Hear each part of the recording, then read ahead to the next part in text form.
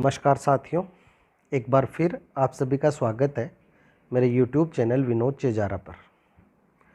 आज के इस वीडियो में हम बात करेंगे कि अभी हाल ही में एक व्हाट्सएप पर हमारे पास मैसेज आया है कि डिस्ट्रिक्ट और स्टेट जो PGI इंडिकेटर्स हैं उन्हें यूडाइस में हमें उनकी जांच करनी है, वो सही भरे जाएं, जिससे जो भी पॉइंट्स डिस्ट्रिक्ट और स्टेट को मिलते हैं और जिसके आधार पर जो डिस्ट्रिक्ट और स्टेट की जो परफॉर्मेंस होती है और उनमें किन बिंदुओं में सुधार की आवश्यकता है, ये जो है विभाग है उसे पता चलता है। और उन पॉइंट्स के आधार पर उन जो भी सुधार किया जाना होता है वो विभाग के द्वारा किया जाता है। सबसे पहले हम ये जानेंगे कि PGI इंडिकेटर्स है क्या। PGI की फुल फॉर्म है परफॉर्मेंस ग्रेडिंग इंडेक्स, यानी हमारी परफॉर्मेंस के आधार पे हमें जो ग्रेड दी जाती है और एक जो पॉइंट्स की सूची बनाई जाती है तो उसे हम PGI परफॉर्मेंस ग्रेडिंग इंडेक्स कहते हैं। हम सबसे पहले बात करते हैं राजस्थान की। यह हम एक चित्र देख रहे हैं जिसमें राजस्थान को 17-18 में जो PGI इंडिकेटर्स के आधार पे जो स्कोर मिला है उसको बताया गया है। और इसमें आप देख सकते हैं राजस्थान का जो कलर है वो हरा है, यानी 751 से लेकर 800 का जो स्कोर है वो राजस्थान को मिला है। और यदि हम बात करें सत्र 2018-19 की तो वहाँ भी जो स्कोर है वो 751 से 800 का ही है। तो यहाँ आप देख सकते हैं कि ये जो पॉइंट या राजस्थान का जो स्कोर है वो इन 5 डोमेन के आधार पर निर्धारित किया जाता है। मुख्यतः ये जो 5 डोमेन है इनका जो टोटल स्कोर है वो 1000 है और इस 1000 में से 17-18 में राजस्थान को 752 और 18-19 में 767 पॉइंट मिले हैं। जैसा हमने चित्र में देखा था 751 से 800 की रेंज में दोनों ही सत्र में राजस्थान का पॉइंट स्कोर है वो रहा है। तो ये जो पॉइंट मिले हैं ये जो हम यूडाइस में फीडिंग करते हैं उसके आधार पर जो पॉइंट है वो टोटल जुड़ते हैं और उसके आधार पर जो स्कोर है वो निर्धारित होता है और ये जो है पॉइंट यहाँ मिले। अब यदि हम डोमेन विथ मैक्सिमम इम्प्रूवमेंट की बात करें तो यहाँ 17-18 में 752 से 767 बहुत ही मामूली सा जो अंतर है वो पॉइंट्स में बढ़ोतरी में हुआ है, लेकिन जो गवर्नेंस प्रोसेस है उसमें ये जो पॉइंट स्कोर है वो कम हुआ है। यहाँ आप देख सकते हैं 234 थे पहले जो कि 227 हो गए हैं। तो ये जो स्कोर है परफॉर्मेंस ग्रेडिंग इंडेक्स का, ये एक तरह का एक टूल है जो विद्यालयी शिक्षा जो कि हमारे देश में दी जा रही है इसमें कहाँ कहाँ इम्प्रूवमेंट की ज़रूरत है ये निर्धारित करता है। अब सबसे पहले हम बात करेंगे डिस्ट्रिक्ट लेवल PGI इंडिकेटर्स की जो कि हम यूडाइस में भरते हैं। यहाँ क्वेश्चन ID, क्वेश्चन का डिस्क्रिप्शन, उसका वेट यानी अंक भार कितना है और डाटा सोर्स कहाँ से लिया जाता है। तो यहाँ जो यूडाइस है प्लस उसी के हम बात करेंगे। यहाँ आप देख सकते हैं कि पहला जो बिंदु है percentage of children in grade first who have attended at least 1 year of pre primary schooling all school. तो सभी स्कूलों को इसका जो अंक बार है इसके 20 नंबर मिलते हैं। Number of grade first children who have attended pre primary in previous year, यानी कि कितने प्रतिशत बच्चे ऐसे हैं जो पहली क्लास में आने से पहले जो प्री प्राइमरी स्कूलिंग है उसका अनुभव लेकर आते हैं। तो ये हम देख सकते हैं, हमने यूडाइस में भी भरा है। तो ये जो पहला बिंदु है इसको यदि हम यूडाइस में देखें, यहाँ हम देख रहे हैं पहला ही जो बिंदु है वो यही है कि total students in the pre primary section. अब देखिए हमारे जो भी गवर्नमेंट स्कूल है उनमें प्री प्राइमरी जो सेक्शन है नहीं चलते हैं, केवल जो प्राइवेट स्कूल है उन्हीं में ये होते हैं। तो यहाँ जो है आप जहाँ ये संचालित हो रहे हैं उनकी संख्या बढ़ते हैं हम, अन्यथा इसको शून्य दर्शा देते हैं। दूसरा, new admission in grade first, तो यहाँ भी आप ये देख सकते हैं out of the total in grade first number of children with pre school experience in. अब देखिए पहली क्लास में हमारे यहाँ 6 और 8 14 टोटल एडमिशन हुआ है, जिसमें सेम स्कूल यानी पहली क्लास में यदि प्री प्राइमरी से आए हैं, जैसे किसी प्राइवेट स्कूल में प्री प्राइमरी है तो वो यहाँ इसकी संख्या दर्शाते हैं, अनोदर स्कूल से आए हैं तो यहाँ, और आंगनवाड़ी या ECCE सेंटर से आए हैं तो यहाँ। तो यहाँ हम देख सकते हैं कि यदि गवर्नमेंट स्कूल में पहली क्लास में एडमिशन हुआ है तो कितने बच्चे आंगनवाड़ी से आए हैं, तो वो संख्या हमें यहाँ दर्शानी है ताकि हमें ये जो 20 पॉइंट हैं इसमें से जो भी अंक बार है वो मिल सके। तो पहला बिंदु हमने देखा जिसमें percentage of children in grade first, number of grade first children और enrolment in grade first in current year.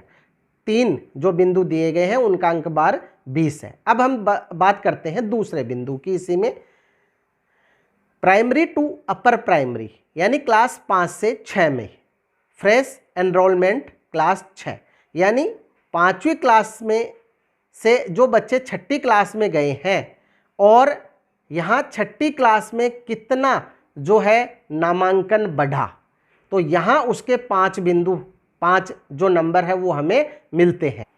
तो यहाँ आप देख सकते हैं जो 6ठी क्लास है उसमें यहाँ 13 बालक और 22 बालिकाएं हैं।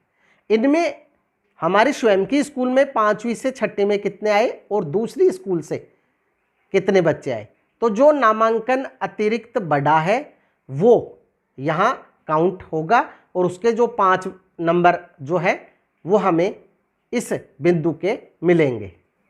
सेम अगला बिंदु है अपर प्राइमरी टू सेकेंडरी, यानी 8वीं से 9वीं में कितना फ्रेश एनरोलमेंट हुआ है, तो उसके भी 5 नंबर हमें मिलते हैं।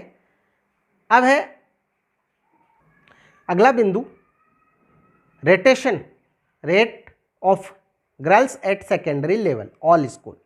तो यहाँ ये पूछा है कि बालिकाओं की जो स्कूल में रुकने की दर है 10वीं क्लास में कितनी है। हम देखते हैं कि अधिकतर बालिकाएं 5वीं पढ़ने के बाद या 8वीं पढ़ने के बाद पढ़ाई छोड़ देती है।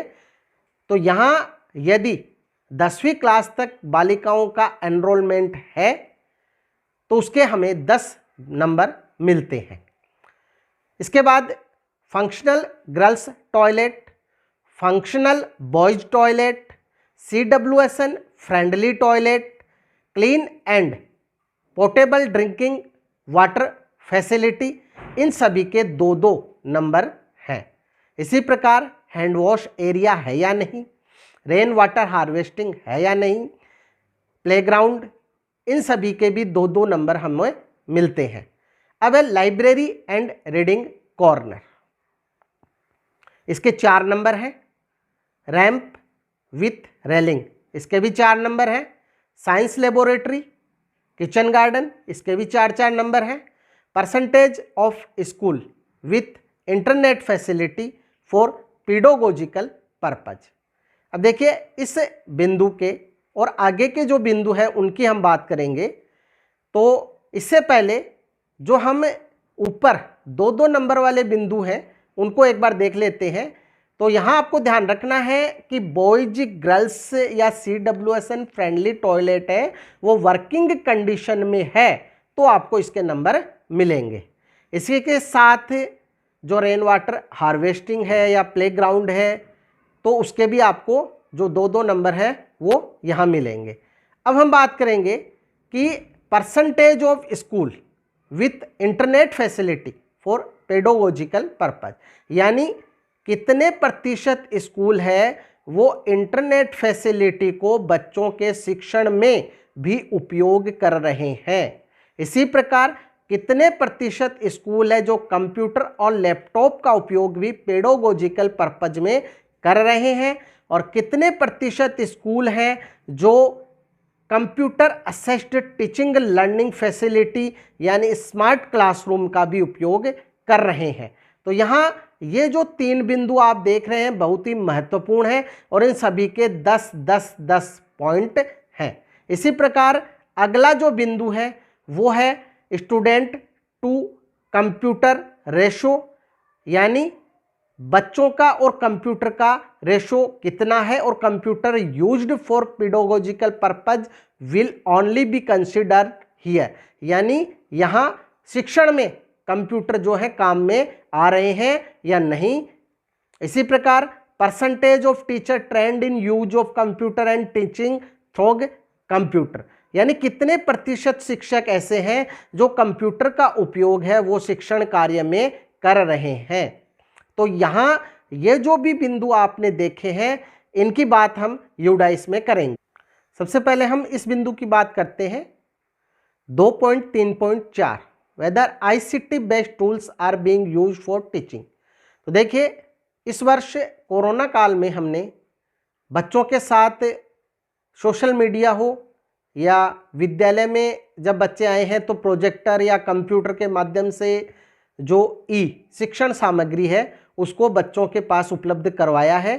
तो if yes number of hours spent per week, जैसे यदि हम कितने घंटे कंप्यूटर प्रोजेक्टर या ICT बेस्ड जो टूल्स हैं चाहे हमारा मोबाइल ही क्यों न हो उसका उपयोग बच्चों के शिक्षण में कर रहे हैं, तो वो घंटे पर वीक के कितने हैं वो आपको यहाँ भरने हैं जिससे कि आपको जो पॉइंट्स हैं वो मिल सके।